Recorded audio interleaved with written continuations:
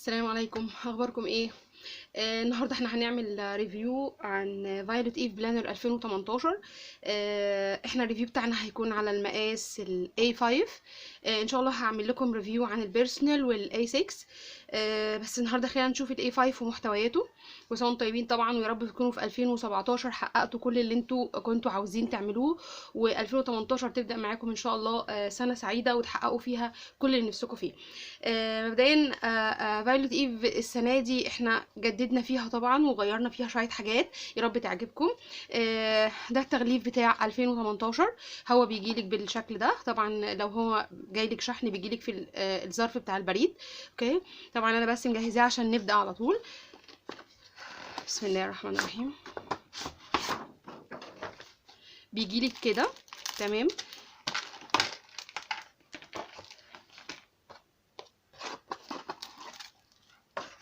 دي المحتويات بتاعته. نتكلم عن الاكسسوارز اللي جايه معاه الاول، وبعد كده نشوف الورق بتاعنا. تمام. مبدئيا انت بيجيلك الاول للكارت الترحيب ده، بيكون مكتوب عليه هنا اسمك هيلي بيوتيفول دريم اند بليف. تمام.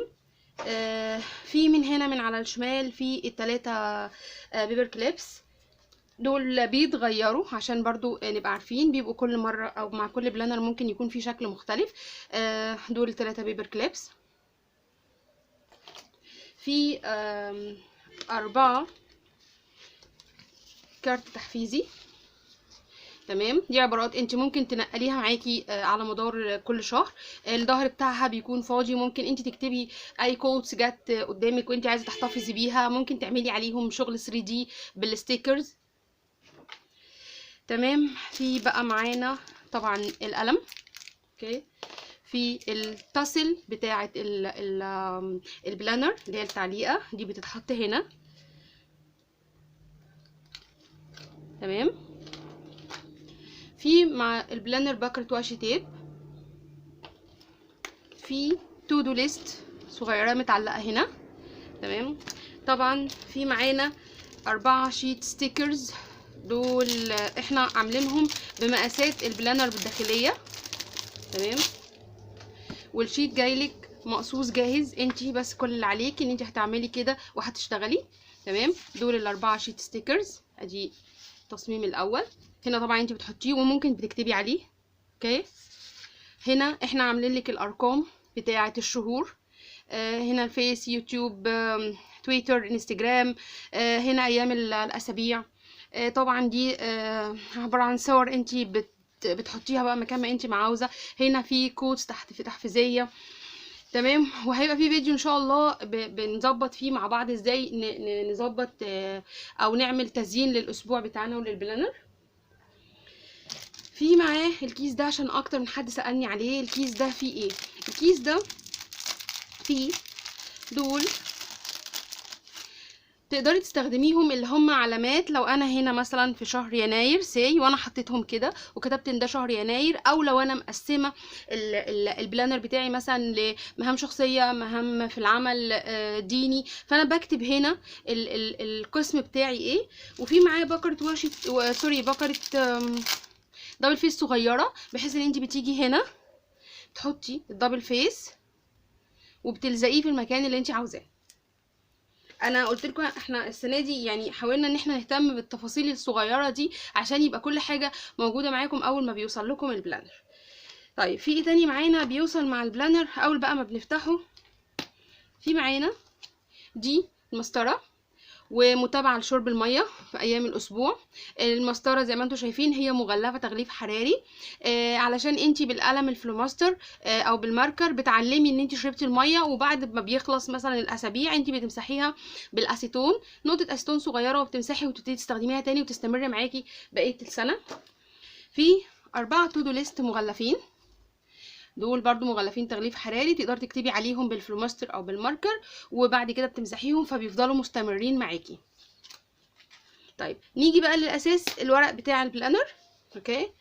طبعا احنا اول ما بنيجي هنا دي 2018 هابي نيو يير، كل سنه وانتم طيبين طبعا. هنا البيرسونال داتا بتاعتك. اوكي. انت هنا بتكتبي النيم بتاعك والفون والادريس والايميل. هنا في ورقتين فاضيين، في ناس بتحب الورق الفاضي فاحنا حاولنا ان احنا يكون في ورق فاضي في ظهر كل تصميم. هنا this year I will، هنا انت بتكتبي انت السنه دي عايزه تعملي ايه، وانا قسمتهم لك 4 خانات بحيث ان انت ممكن في كل خانه بتكتبي، يعني هنا الشخصي، هنا العمل، هنا العائله، هنا الديني مثلا. فانا قسمتهم لك خانات. you can you sorry you can go ahead. تمام. والظهر برضو فاضي. اوكي. في بعد كده عندنا البوك ليست. انا يعني حاطط لكم بوك ليست كتير، حاطط لكم يعني ديتيلز فيها كتير. ربنا يسهل كلنا نقدر نقرا الكتب دي على مدار السنه. تمام. والظهر بتاعها فاضي. بعد كده في عندنا هنا الموفي ليست. تمام. وبعد كده في الباسورد تراكر. هنا بتكتبي الويب سايت بتاعك، اليوزر نيم، الباسورد، الايميل اللي انت مسجله فيه.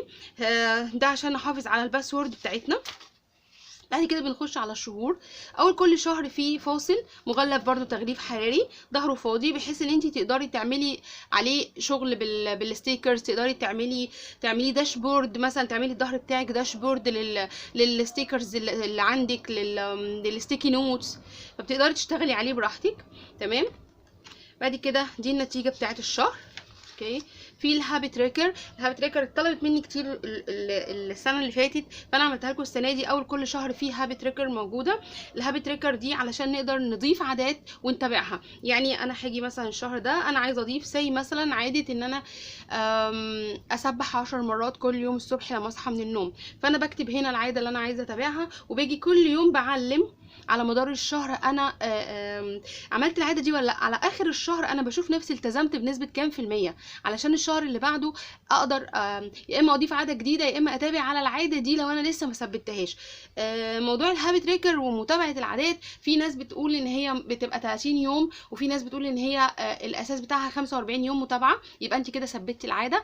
هي لسه مش حاجه يعني، انا شخصيا ما اعرفش الاساس بتاعها كام يوم، بس انت بتتابعي نفسك وبتشوفي انت فعلا قدرتي ان انت تواصلي على العاده اللي انت عايزه تضيفيها ولا لا. طبعا مش كل الناس بتحط 10 عادات في الشهر، ومش كل الناس هتقدر تتابع 10 عادات في الشهر، بس انا عملت الايه 10 عادات. انت لو انت هتعملي 3 عادات فانت بتكتبيهم 5 عادات، انت مش ملزمه بال10 عادات اللي انا حطاهم، ده مش الزام عليكي خالص، ولا هو اساس ان احنا عشان نضيف يبقى لازم نضيف 10 عادات.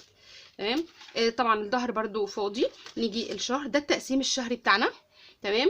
هنا المانث اوف انت بتكتبي هنا، انا سبتهولك طبعا فاضي، ما حبيتش ان انا احددكم بايام او بتواريخ ولا باسامي شهور، علشان اللي ما تستخدمش في الشهر ده ما يروحش عليها الورق.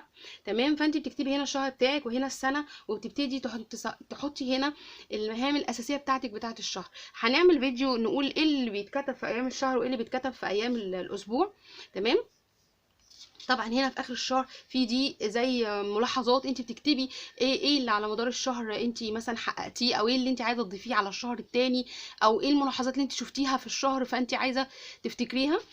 تمام. الظهر بتاعه فاضي. نيجي ندخل بقى على ايام الاسبوع.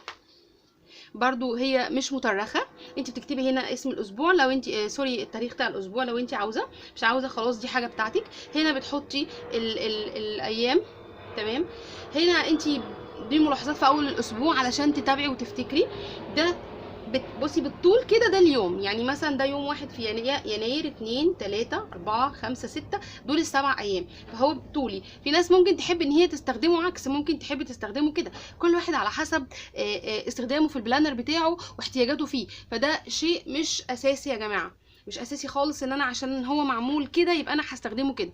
في ناس ممكن ما تستخدموش كده اصلا، في ناس ممكن تعمل كله تزيين وتسيب 2 بس مستطيل، هم دول اللي هتكتب فيهم. المهام بتاعتها بتكون قليله وبتحب التزيين اكتر، فكل واحد على حسب هو بيحتاج ايه وبيحب ايه.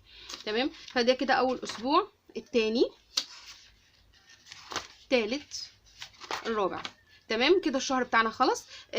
احنا زي ما قلنا الستيكرز اللي احنا عاملينها، انت لو شلتي، لو جينا هنا تمام وحبينا مثلا ان احنا نحط واحده من دول، لو انت شلتيها اوكي وجيتي تحطيها فهي قد المربع بتاعنا اللي احنا عاملينه. تمام. الكلام ده والستيكرز دي المقصوصه واللي هي قد المربع بتاعنا دي هتلاقوها بس في الستيكرز اللي تصميم فايلوت ايف، واللي انا كاتبه عليها ان دي تصميم فايلوت ايف وان دي مناسبه للبلانر بتاعنا. اي ستيكرز بتبعتوها لي او بنزلها على البيج متاحه للطباعه وما بتكونش انا اللي مصمماها، فانا مش ضامنه ان هي تكون قد مقاس البلانر بتاعي. دي برضو عشان نقطة الناس تكون واخدة بالها منها. كده الشهر بتاعنا خلص. تمام، ندخل على الشهر التاني برضو الفاصل، فبراير. تمام، وهنبدأ برضو نفس الحكاية، الهابت تريكر والتقسيم الشهري وهكذا. طبعا كل شهر بتصميم مختلف. احنا السنة دي عملنا يعني او حاولنا ان احنا نراعي ان الشهر يكون كله سيم واحد. يعني انا هنا الشهر ده بالفاصل ده، فهو نفس السيم بتاع النتيجة، هو نفس السيم بتاع الهابت تريكر، هو نفس السيم بتاع التقسيم الشهري. هو التقسيم الاسبوعي بس هو اللي ما فيهوش اي الوان، لان هو بيبقى معظم التصميمات اللي احنا بنعملها او الشغل اللي بنعمله بالستيكرز وبالواشي دي بيبقى بالتصميم الاسبوعي. بعد كده بنكمل كده الشهر السنه كلها في فواصل فيها قوس، وفي فواصل بتكون ساده انت ممكن تشتغلي عليها بقى براحتك. يعني ده مثلا مش مكتوب عليه حاجه فانت ممكن تشتغلي انت عليه، ممكن انت تقصي كوتس تحباها وبالدبل فيس وتلزقيها انت هنا براحتك، كل واحد وعلى حسب استخدامه. كده خلاص السنه بتاعتنا، كل سنه وانتم طيبين، واقابلكم في 2019 ان شاء الله. اتمنى ان الريفيو يكون واضح. لو في اي حاجه سيبولي كومنت تحت الفيديو.